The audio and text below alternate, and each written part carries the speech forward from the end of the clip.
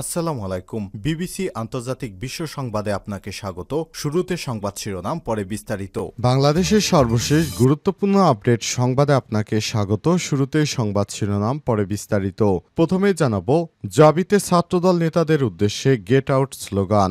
জাহাঙ্গীরনগর বিশ্ববিদ্যালয়ে জাবি ছাত্রদলের কমিটি ঘোষণাকে কেন্দ্র করে তৈরি হওয়া কোন্দল মেটাতে এসে নেতাকর্মীদের ক্ষুব্ধ প্রতিক্রিয়ার মুখে পড়েছে কেন্দ্রীয় নেতারা। অবস্থায় জাবিতে ছাত্রদল নেতাদের উদ্দেশ্যে গেট আউট স্লোগানে উত্তাল হয়ে ওঠে।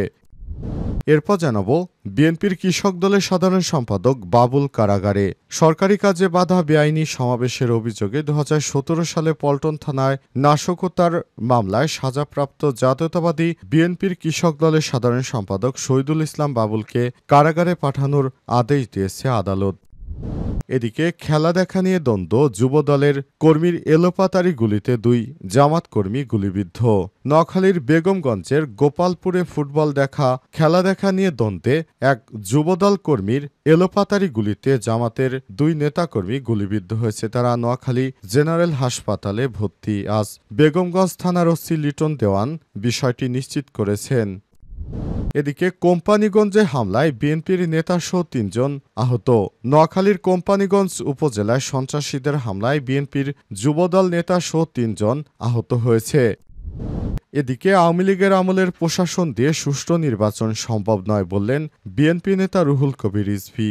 সুষ্ঠু নির্বাচনের জন্য প্রশাসন থেকে আওয়ামী ক্যাডারদের অপসারণের দাবি জানিয়েছে বিএনপির জ্যেষ্ঠ যুগ্ম মহাসচিব অ্যাডভোকেট রুহুল কবির রিজভী। আজ রাজধানীর শেরেবাংলা নগরে নীলফামারী জেলা বিএনপির নবগঠিত কমিটির উদ্যোগে দলের প্রতিষ্ঠাতা জিয়াউর রহমানের সমাধিতে শ্রদ্ধা নিবেদন শেষে সব কথা বলেন রিজভী। এবং সর্বশেষ জানাবো, বাংলাদেশের ঘুমধুম সীমান্তে আরাকান আর্মি সন্ধে আটক ২ স্বীকারোক্তি একজনের। বান্দরবনের নাইখানছড়ি উপজেলার ঘুমধুম কক্সবাজার ব্যাটালিয়নের ৩৪ বিজিবির অধীনস্থ তুমরু বিওপির দায়িত্বপূর্ণ এলাকায় সন্দেহভাজন ২ উপজাতি নাগরিককে আটক করেছে বিজিবির সদস্যরা। আজ আটক হওয়া ২ জনের একজন আরাকান আর্মির সদস্য বলে জানা গেছে। তাদেরকে আটক করে পুলিশ হেফাজতে নেওয়া হয়েছে। প্রিয় দর্শক, এতক্ষণ শুনছিলেন সংবাদ শিরোনাম, এবারে বিস্তারিত। তবে তার আগে বন্ধুরা, অনুরোধ থাকবে সংবাদটিতে একটি লাইক দিন। এই চ্যানেলে আপনি নতুন হয়ে থাকলে আমাদের সংবাদটি দেখতে দেখতে চ্যানেলটি সাবস্ক্রাইব করে রাখুন। কমেন্ট করে বন্ধুরা আপনার মূল্যবান মতামত জানিয়ে দিন।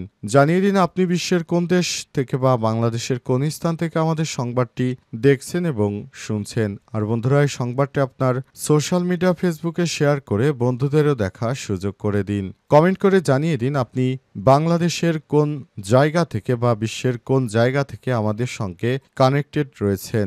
এবারে বিস্তারিত। জাবিতে ছাত্রদল নেতাদের উদ্দেশ্যে গেট আউট স্লোগান, উত্তাল জাবি। জাহাঙ্গীরনগর বিশ্ববিদ্যালয় জাবি ছাত্রদলের কমিটি ঘোষণাকে কেন্দ্র করে তৈরি হওয়া কোন্দল মেটাতে এসে নেতাকর্মীদের ক্ষুব্ধ প্রতিক্রিয়ায় মুখে পড়েছে কেন্দ্রীয় নেতারা। কমিটি ঘোষণার ৯ দিন পর শাখা ছাত্রদলের শীর্ষ নেতারা কেন্দ্রীয় নেতাদের সহায়তায় ক্যাম্পাসে প্রবেশ করলে বিক্ষুব্ধ নেতাকর্মীদের তীব্র প্রতিরোধের মুখে পড়েন তারা। আজ বিশ্ববিদ্যালয়ের ক্যাফেটেরিয়া সংলগ্ন এলাকায় ঘটনা ঘটে। সময় বিক্ষুব্ধ নেতাকর্মীরা শীর্ষ নেতাদের উদ্দেশ্যে বাবরনিক get out, super 5 get out ইত্যাদি স্লোগান দিতে দেখা যায়। দুপুরের পর কেন্দ্রীয় নেতাদের সঙ্গে আলোচনায় শাখা ছাত্রদলের আহ্বায়ক কমিটির নানা অনিয়ম তুলে ধরে রাত ১২টার মধ্যে কমিটি ভেঙে দিতে আলটিমেটাম দিয়েছে বিক্ষুব্ধ শিক্ষার্থীরা। প্রত্যক্ষদর্শী ও শাখা ছাত্রদলের নেতাকর্মীদের সূত্র থেকে জানা গেছে, পূর্ব নির্ধারিত ঘোষণা অনুযায়ী কেন্দ্রীয় ছাত্রদলের সাধারণ সম্পাদক নাসির উদ্দিন নাসির, সিনিয়র সহসভাপতি আবু আফসান মোহাম্মদ ইয়াহিয়া সহ কেন্দ্রীয় কয়েকজন নেতা ক্যাম্পাসে আসেন। দুপুর ১২টার দিকে কেন্দ্রীয় নেতারা এবং শাখা ছাত্রদলের আহ্বায়ক জহিরুদ্দিন বাবর, সদস্য সচিব অসীম আহমেদ প্রমুখ ক্যাফেটেরিয়ার শিক্ষক লাউঞ্জে অবস্থান করছিলেন এবং অন্য নেতাকর্মীরা ক্যাফেটেরিয়ায় ছিলেন। কিছুক্ষণ পর ছাত্রদলের অর্ধশতাধিক নেতাকর্মীর আরেকটি দল বাইকে মহড়া দিয়ে ক্যাফেটেরিয়ার নিচে আসেন। এ সময় আহ্বায়ক ও সদস্য সচিব বহিরাগতদের নিয়ে ক্যাম্পাসে প্রবেশ করেছে এমন অভিযোগে উত্তেজনার সৃষ্টি হয়। সময় বিক্ষুব্ধ নেতাকর্মীরা বহিরাগত কয়েকজনকে ধাওয়া দেয়। এরপর তারা ক্যাফেটেরিয়ার শিক্ষক লাউঞ্জে কেন্দ্রীয় নেতাদের সঙ্গে দেখা করার চেষ্টা করেন। তখন বিশ্ববিদ্যালয় শাখা ছাত্রদল দলের আহ্বায়ক ও সদস্য সচিবের অনুসারীরা গেট আটকে দাঁড়িয়ে যান। এ সময় দুই পক্ষের মধ্যে উত্তেজনা এবং হাতাহাতির ঘটনা ঘটে। দুই পক্ষের পরস্পরের বিরুদ্ধেও গালি দিতে দেখা গেছে। কৃষক দলের সাধারণ সম্পাদক বাবুল কারাগারে। সরকারি কাজে বাধা এবং বেআইনি সমাবেশের অভিযোগে 2017 সালের পল্টন থানার নাশকতার মামলায় সাজাপ্রাপ্ত জাতীয়তাবাদী কৃষক দলের সাধারণ সম্পাদক শহীদুল ইসলাম বাবুলকে কারাগারে পাঠানোর আদেশ দিয়েছে আদালত। 2023 সালের এই মামলায় দণ্ডবিধির পৃথক 2 ধারায় শহীদুলের 3.5 বছরের সাজা হয়। আজ সকালে শহীদুল ইসলাম বাবুল মামলাটিতে আপিলের সত্ত্বে আদালতে আত্মসমর্পণ করে তার আইনজীবী নিহাস হোসেন ফারুকের মাধ্যমে জামিন চান। শুনানি শেষে ঢাকার মেট্রোপলিটন ম্যাজিস্ট্রেট মোহাম্মদ সাইফুজ্জামান আদালত তার জামিন নামঞ্জুর করে কারাগারে পাঠানোর আদেশ দেয়। আসামি পক্ষের আইনজীবী জানান, এই আদেশের বিরুদ্ধে ঢাকা মহানগর দায়রা জজ আদালতে আপিল করবেন তারা, সেখানে ন্যায় বিচার পাবেন বলে প্রত্যাশা করেছেন তিনি। 2023 সালের 23 নভেম্বর শহীদুল ইসলাম বাবুলকে এই মামলার রায়ে এক ধারায় 2.5 বছরের সশ্রম কারাদণ্ডের পাশাপাশি 2,000 টাকা অর্থদণ্ড অনাদায়ে 7 দিনের কারাদণ্ড দেয়া হয়। আরেক ধারায় 1 বছরের সশ্রম কারাদণ্ড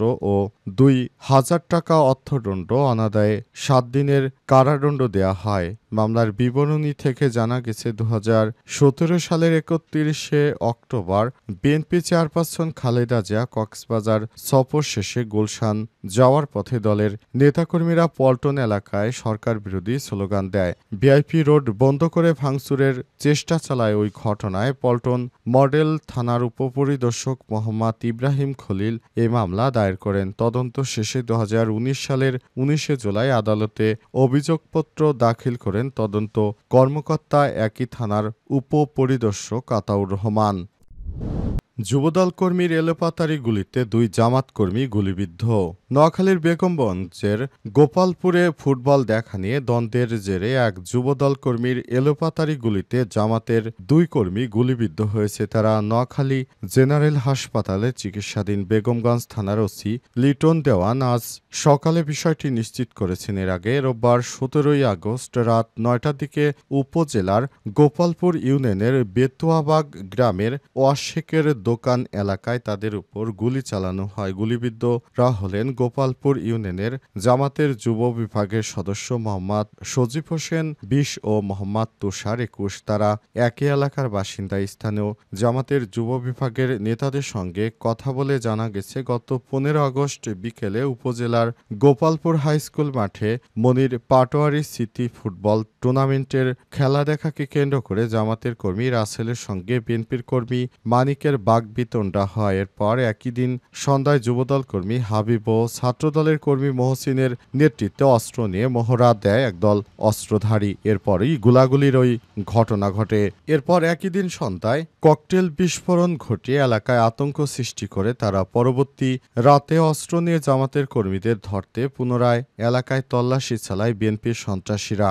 বেগমগঞ্জ উপজেলা জামাতের যুব বিভাগের সভাপতি জাকির হোসেন অভিযোগ করে বলেছেন, সন্ধ্যায় বিষয়টি সমাধানের জন্য স্থানীয় লোকজন মধ্যস্থতায় বসলে যুবদল কর্মী হাবিব ও ছাত্রদলের কর্মী মহসিনের নেতৃত্বে তারা গুলি ছোড়ে। এই ঘটনায় 2 জন জামাতের নেতা আহত হয়েছে।